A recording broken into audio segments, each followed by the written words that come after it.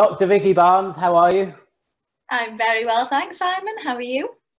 Yeah, I'm good. I must let everyone know, for the sake of context, we're in the middle of COVID-19. We have had what I thought was going to be technological faults to this. Actually, my sound was on mute. So I thought I'd broach this topic. Look, COVID, what are you making of it all? Well, that's a good question.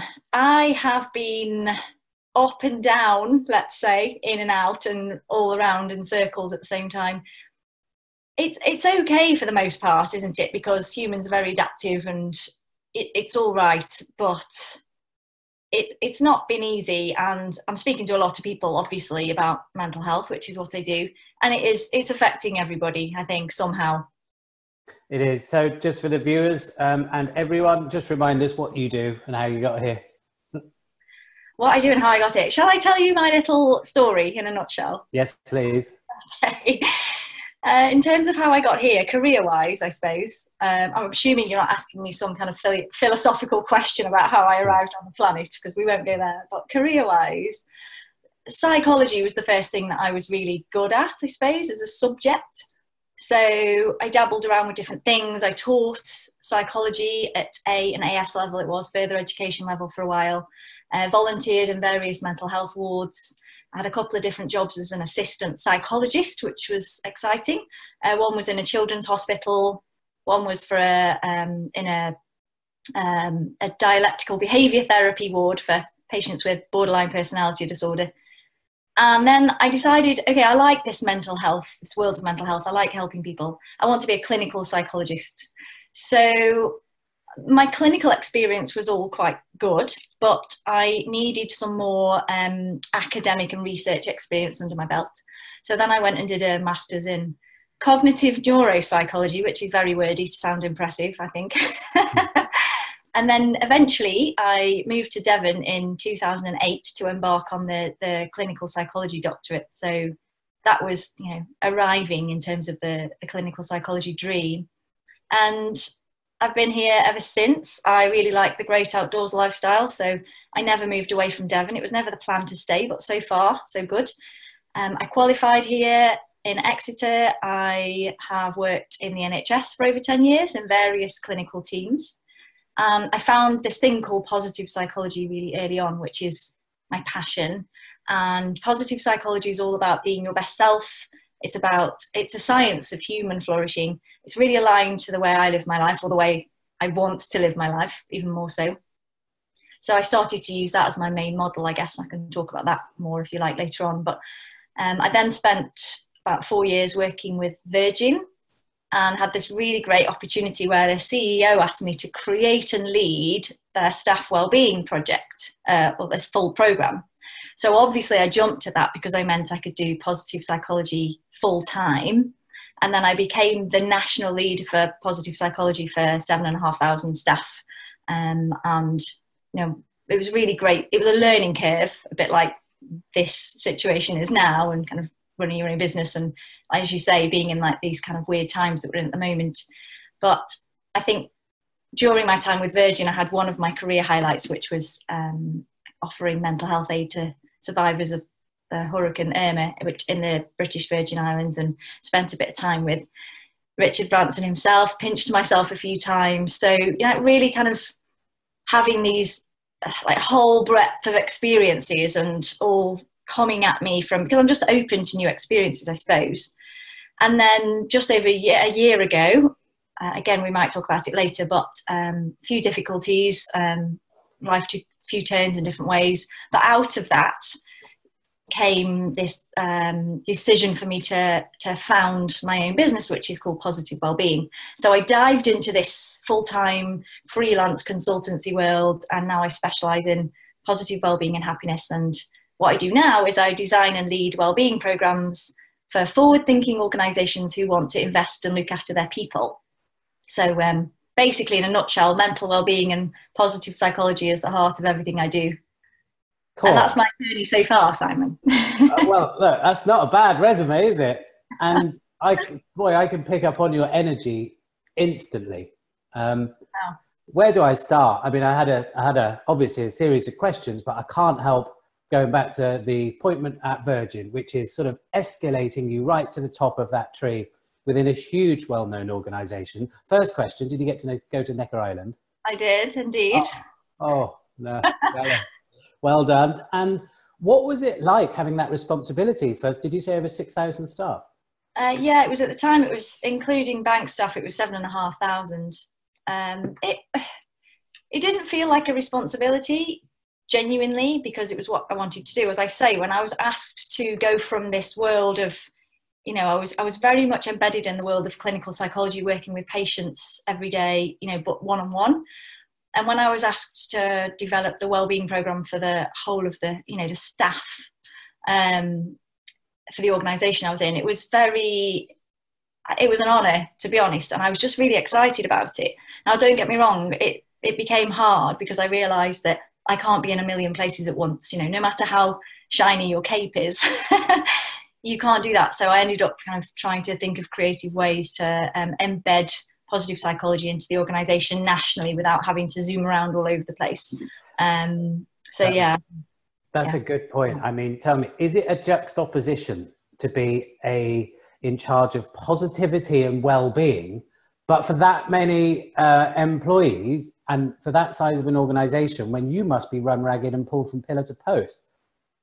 Right, that's a really good point. And I will say that part of the reason that I jumped out of the clinical world, let's call it, so that one-to-one therapy, face-to-face therapy every day, all day, and when I was working with patients, part of the reason that I went from that into this, let's work for an organisation who wants to embed a wellbeing strategy, was just that, because it was taking its toll on my mental health. And I started to recognise that actually, I started to feel like maybe I'd gone into the wrong job at first. You know, maybe I wasn't resilient enough, maybe I wasn't positive enough, maybe I couldn't do this thing that was be a good psychologist. And then I realised actually I just need to look after myself as well as look after everybody else. And I know that sounds really grand and I don't mean it to, but it's really important to put yourself first sometimes, because you're no help to anybody if you're struggling. Yeah, really, actually. I'm making notes because we couldn't be more made from the same cloth. And there is still this antiquated language that I think, which around mental health, that we sort of, you know, we use the word selfish. I don't like the word mental anyway, because it reminds me of memories from school when people used to call each other that as an insult. Now we've got it in the very diagnosis of what we're meant to be asking everyone to admit to. And I suppose where I was coming from is you're very normal. We're all normal, and we all have these, and yet we call it selfish. And yet if we reword that word in that you've got to look after yourself first, I think that's how we're changing the conversation around mental health now. And it's really important to know that you are one of many in that huge corporate ladder, and it still affects you. Just like it still affects Tyson Fury, the world champion boxer, just like it still affects Johnny Wilkinson, the best rugby player in the world, in my argument. And so if it affects everyone, why do we still have to pretend that there is a conversation around having it? Does that make sense? Absolutely. And we don't have to pretend. I completely agree with you. There's something about the language that we're using, and, you know, maybe we need to get into the habit of using different words, but words always find new paths to new meanings, don't they? No matter how many times we alter the words that we use for any particular thing. So what I'd say is actually what we need to do is we just need to start being more open-minded and honest with each other. And we need to just be real and show up as who we really are. And we just need to be more accepting of ourselves, but also of other people. I think that's actually, that's the secret, I think. I do. And we look to normalize that conversation. There is normal is great. So can you tell us what the difference is between psychology and, what is psychology? What is positive psychology? So, well, psychology is, I mean, it's a broad term, isn't it? So psychology is the science of human behavior, I guess, in its broadest sense. Clinical psychology, which I'm probably more able to tell you a bit more about, is, you know, the assessment and treatment of mental health problems. So clinical psychologists use a range of therapeutic models to help people. So you might have heard of cognitive behavior therapy, CBT, psychoanalysis, narrative therapy. There's lots of different types. And then positive psychology is one of the most, if not the most recent models. It's just a few decades old, which in psychological terms is really new. And it's a guy called Martin Seligman who pulled this theory and research together in the late 1990s. And positive psychology is the science of human flourishing. It's about living your best life. It focuses on what makes and what works for us, so what makes us feel better, such as focusing on our strengths and positive emotions, rather than more traditional clinical models which focus on weakness and troubles. So in my opinion, it's the most enjoyable, it's the most effective, and it's really accessible, but I'm really biased, of course. Yeah, I noticed that you talk about the inner critic. You weren't good enough, you weren't this, you weren't that. When I was going through my downturn, which is effectively what started Wellity, my appreciation for mental health, shall I say it, you know, even now I'm struggling to find the right words, but my appreciation for mental health, run ragged, burnt out, suffered from anxiety. My fears were fast forwarding into the future. My inner critic, my God, my inner critic was so loud, it was deafening. And it got to a point where it was boring and nauseous and it chipped away at me. And I knew that something had to be done. And my trajectory was going like that. And I knew that something had happened in my well-being when I just started singing to a song one day in the car, and I realized I hadn't been singing for weeks. So that's when I knew that that turning point was coming up. Now, I won't go into detail, but you allude to a period in your life where you perhaps had to face resilience. How did you acknowledge that yourself, bearing in mind your training? And most importantly, what was the turning point for you that you could almost give yourself permission to be okay and happy again? So I did. Of course, everybody goes through difficult times. And as I've always said, and I think one of the main messages is that nobody's immune to this stuff. So nobody's immune to mental ill health.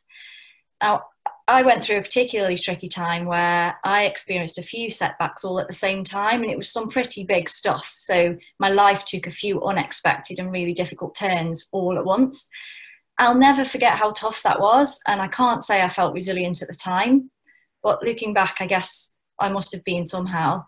And I think that what happened was, in all honesty, I fly the flag for positive psychology, because all of those many years of practicing and researching positive psychology really did help me. It helped me to, whilst I didn't feel like it at the time, maintain this tiny little ray of hope that things would move on and change somehow. And somehow that would be a change for the better. And I went right back to basics. So I was doing one small thing whenever I felt like I could manage it to just move myself in a positive direction. And the big lesson, to be honest, that I learned during that time is that all people need when they're struggling is understanding, kindness and support of others. They don't need fixing, they don't need telling, they don't need avoiding, they just need love, and they need time, you know? I do know. I'm smiling from ear to ear, because what you're saying is when someone else has been through it, you don't need to say much else. I can pick up on what advice is like bullets. So when you're down and when you're not really, you've low on confidence and self-esteem and everything's shot. And like you said, I had 3 or 4 big things happen just at the same time. I was like, oh, give me a break.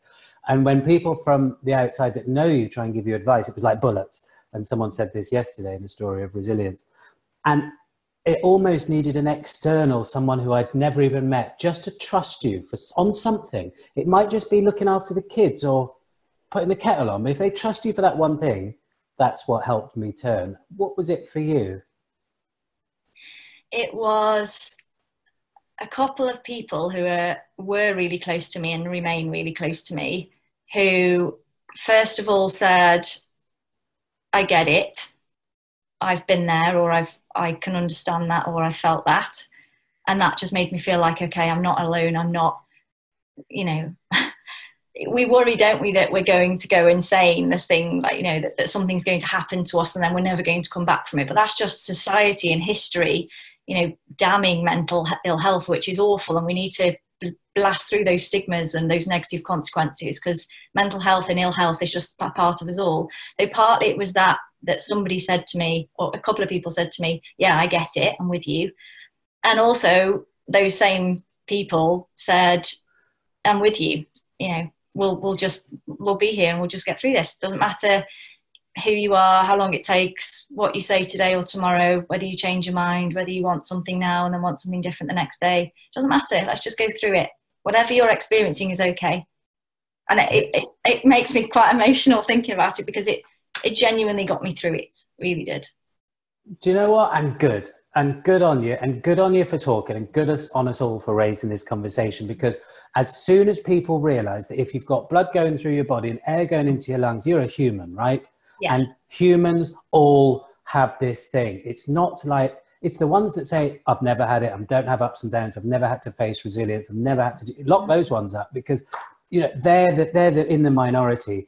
We are just normal, and everyone's got it. And we're on, in my head, we're on a scale of 0 to 100, and we're all on that, whether it's slightly jaded, kids are annoying you, hungover, to clinical depression and suicide at the other. There is a place for all of us on there, and as soon as we realize we're normal. So thank you ever so much for talking about it. I'll move away from that then, and go on to the way we're finding it's fairly tricky to talk about. Why is it so hard to talk about in the workplace? I think it's history. I think because, you know, historically mental health's been seen as this really, really bad thing, isn't it? And, you know, it's seen as something that actually was a problem. So people were put into institutions, and like I said, it was awful at once upon a time. And I think partly it's just a really slow culture shift that we're having to go through. And I think that's going to be really, it's time consuming, and it does take time, but things are changing.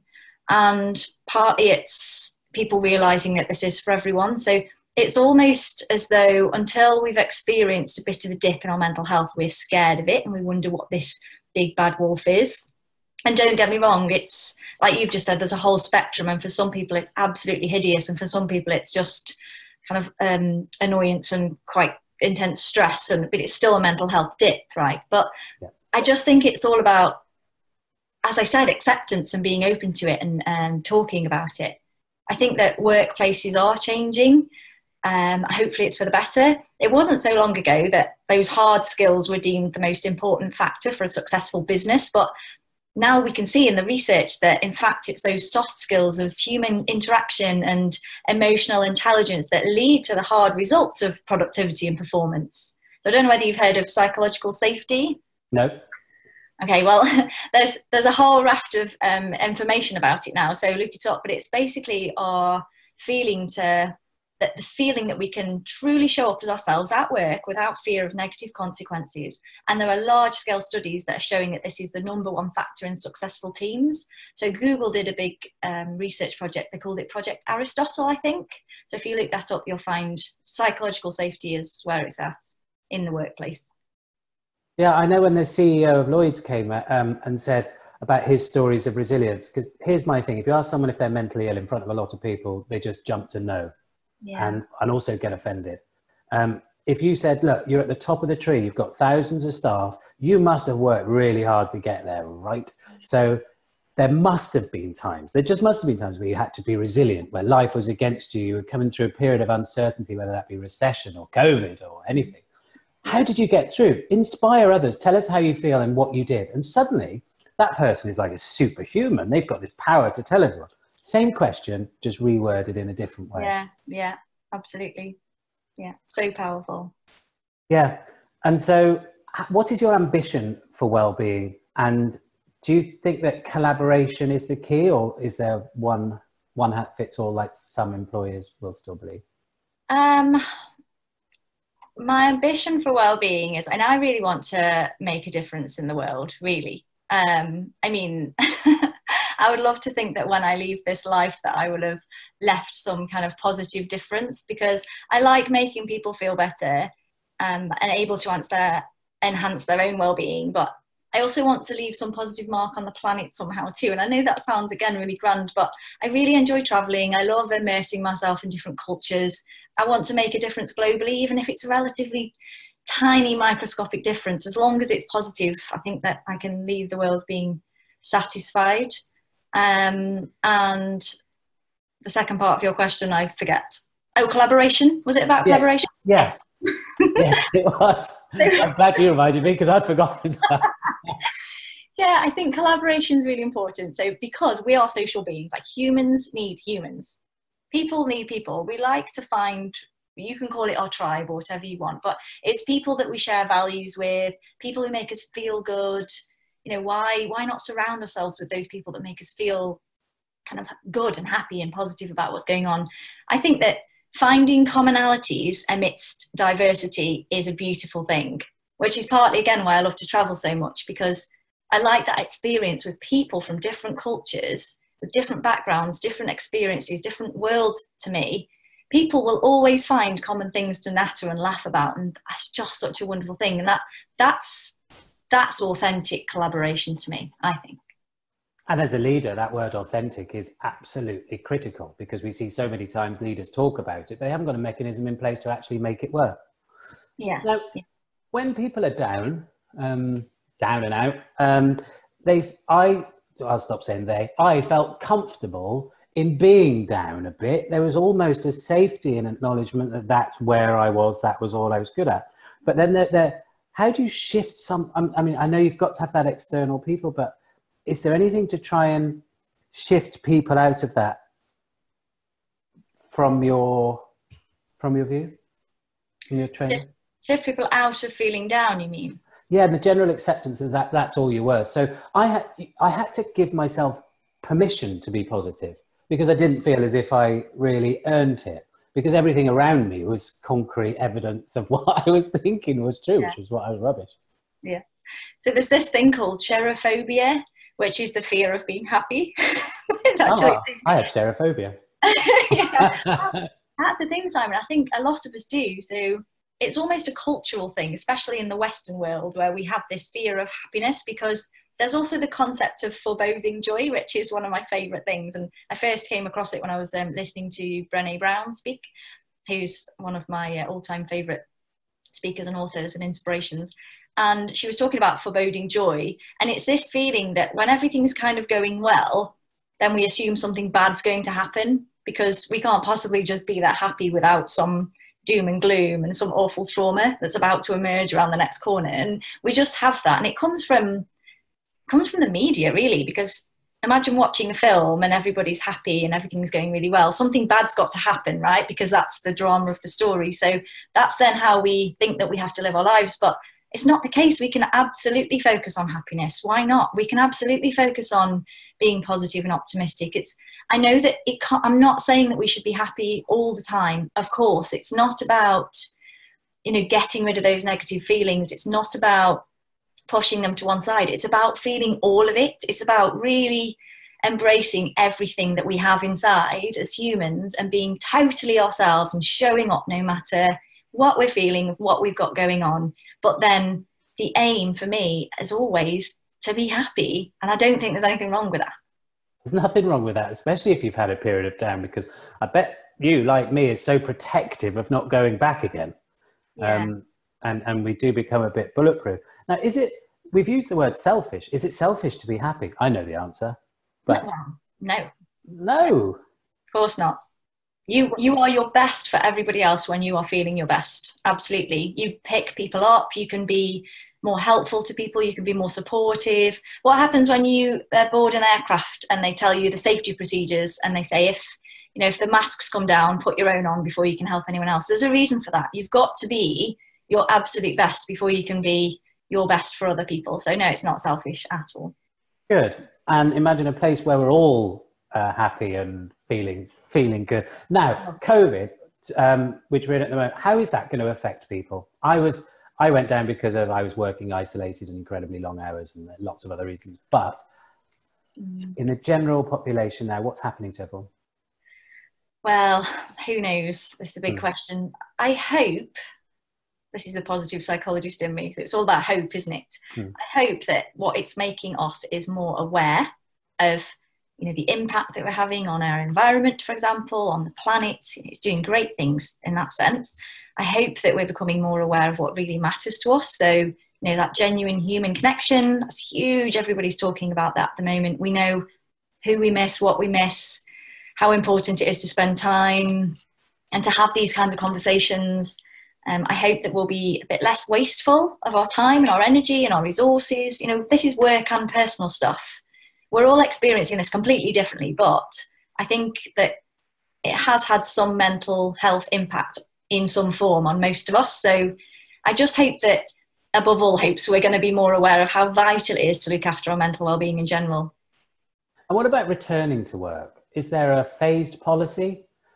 We've been spoiled. Everyone's suddenly gone from being employed to being the MD of their own environment for 3 or 4 months and in charge. So what happens with that transition going back? What a lovely way to look at it. We've all become the MD of our own environments. I like that.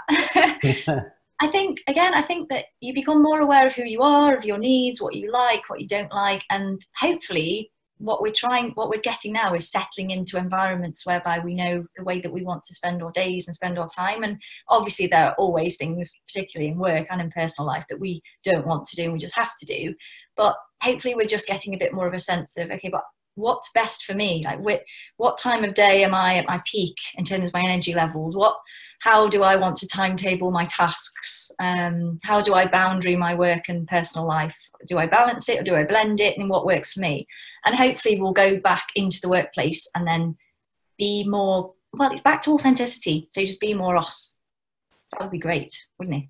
Yeah, it would be great. And for once, we're all normal. Like, we're in each other's living rooms at the moment. I've been to CEOs' living rooms, as I'm sure you have. You don't have a 3-hour drive, shove your car park in a car in a multi-story, run into a Regis office. Everyone's a bit more relaxed. I'm finding everyone is incredibly more productive. Is that the way you see it? Yeah, absolutely. And I'm loving the quote in your background. I've got that upstairs as well. So if we were, I could have had that also in the back if I'd known. Yeah.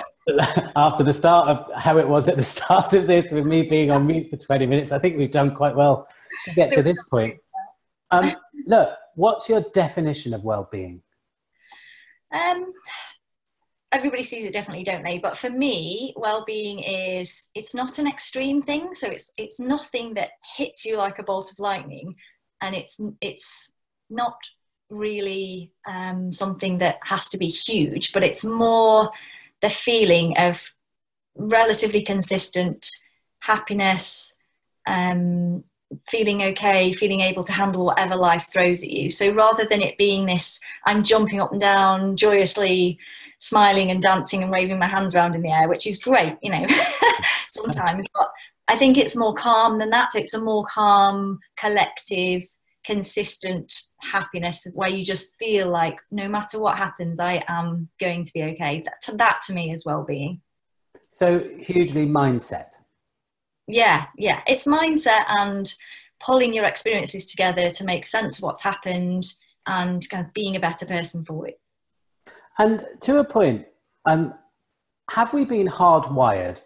And is there a way that if you've experienced negativity, we've done lots of stories about resilience of people who've gone through tragedy or bullying at a young age, etc., relationships, whatever it is, parents. Are you hardwired sometimes into thinking that you can't move on?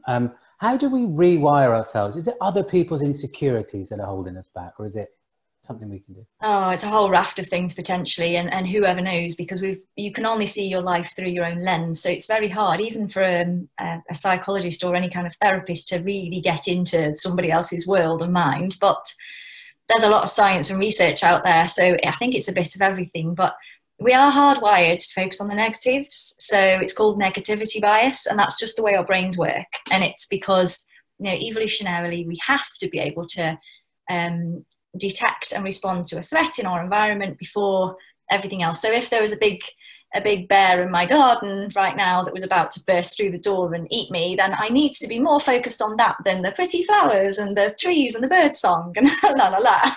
You know, I need to be able to zoom right into the negativity in my environment. So there's a reason that we're hardwired for negativity, but the problem is we've managed to create a world as humans whereby we don't really need to worry about things so much, but we still do. So we can focus on the positives more. We don't have to be constantly alert, almost in that state of semi-anxiety all the time. We don't have to do that generally. Our brain, we need to trust our brains, and our physiological system will kick in, our neuropsychological system will kick in if it needs to, if there's a threat to our life. But the rest of the time, we can just be a bit more blissfully content that actually everything's good, and let's focus on the nice things that are going on around us. It's lovely. And I know they say hindsight is the only perfect science. With me, it was, I only knew about depression or whatever way after the event, after you've experienced what it's like not to be in that position. I think anxiety was a bit of the worst surprise for me, because I've never had it before, and it bolted me from the side. What is anxiety? Well, it's a spectrum. So it starts with, you could say, like you talked about that 1 to 100, and there's a spectrum and everything's on there from the two extremes to everything in the middle. It's a bit like that. So if you see anxiety as, it's not something that one day you have an anxiety problem and the day before you didn't. So everybody's on this scale. And right at the bottom end of the scale is a little bit of worry or concern about something. And that's fine, because that's completely normal, as is a bit of anxiety. So, anxiety is a normal feeling. It's kind of related to the stress response, all completely normal. But the problem is when it becomes a bit more frequent, a bit more chronic, and it starts to impact your life. So you either stop doing things because you're too anxious to do what you did before, or you don't engage in things that you'd like to engage in because the anxiety takes over. And when we have these physiological responses, like, for example, fluttered stomach, or feeling sick, or headaches, or whatever it might be, which are related to that anxiety, and that's affecting us day to day, then that's when it becomes a problem. So that's kind of further up at the end of the scale. And then obviously you have anxiety, which is so crippling that it affects every part of your life, which is possibly the top end of the scale. So, I'm trying to normalize all of this stuff all of the time when I'm talking to people, because mental health is within us all. So anxiety is within us all, but it's just different for different people. And it can be, you just don't know, like you said, when it's going to happen.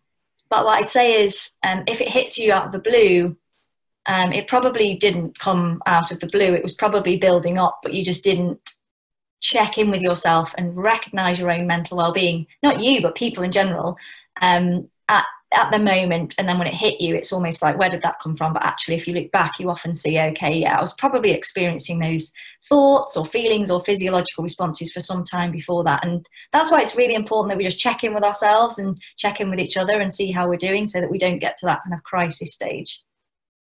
Yeah, this is like a brief taster interview video with us, because I could put an hour aside for each one of the topics that right there. Yeah. So in my head I'm thinking, well, what are the signs? How can we warn people? How do you silence the inner critic? But I won't ask you, because I know it'll take on too long. But do you promise me you'll come back and we do this again on various other topics?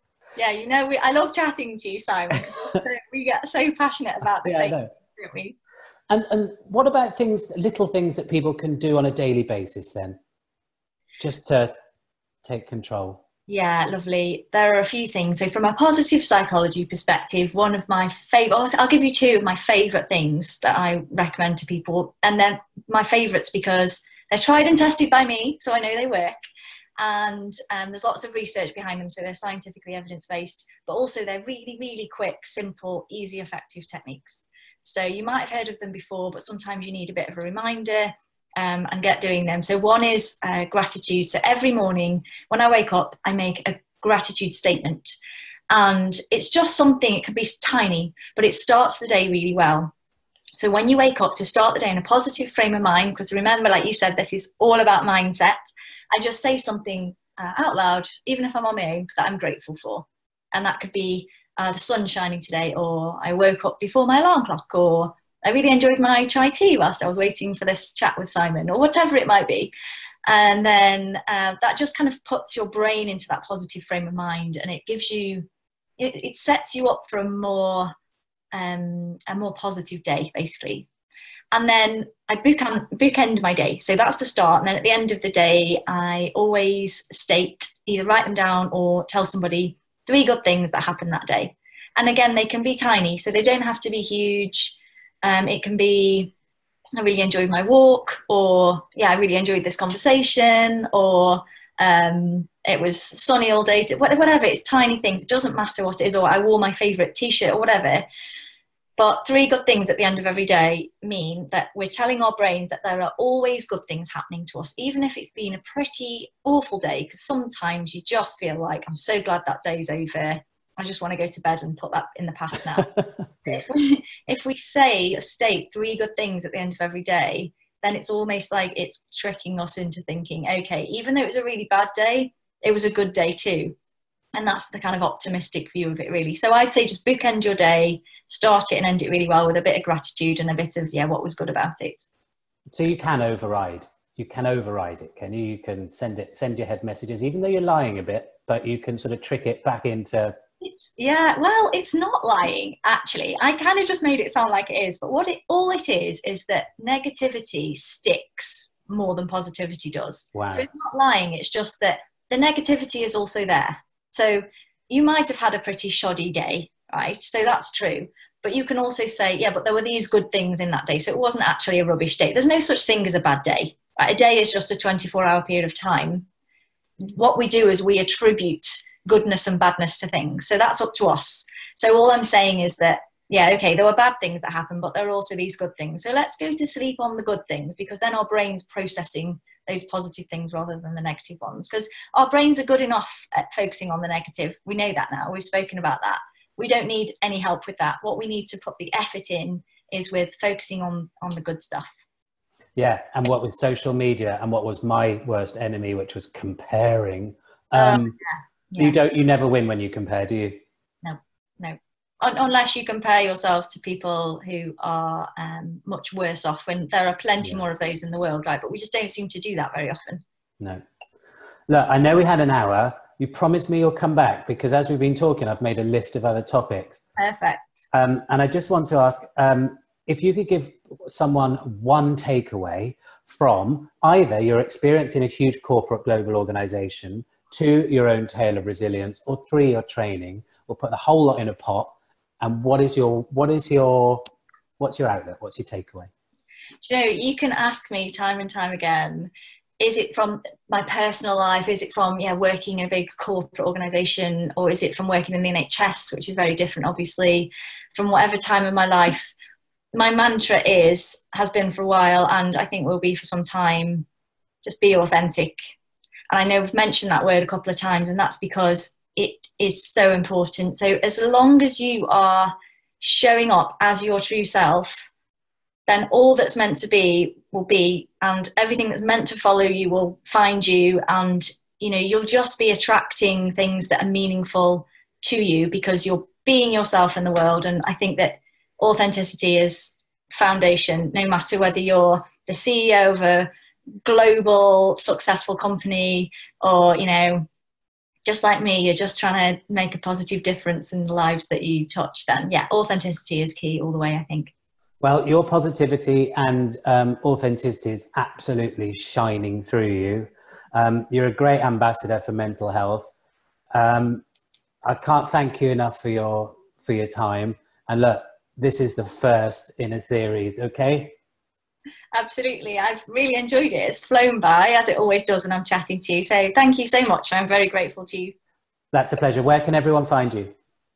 I am on social media. So I'm on LinkedIn, I'm on Twitter, I'm on Instagram, hashtag or at Dr. Vikki Barnes. Please do come and connect with me. And I've got a website up and coming, and I'm writing a book as well. So I'll get all of the details on my social media as and when it's all ready. Yes, please. And we will share your details on the Wellity website.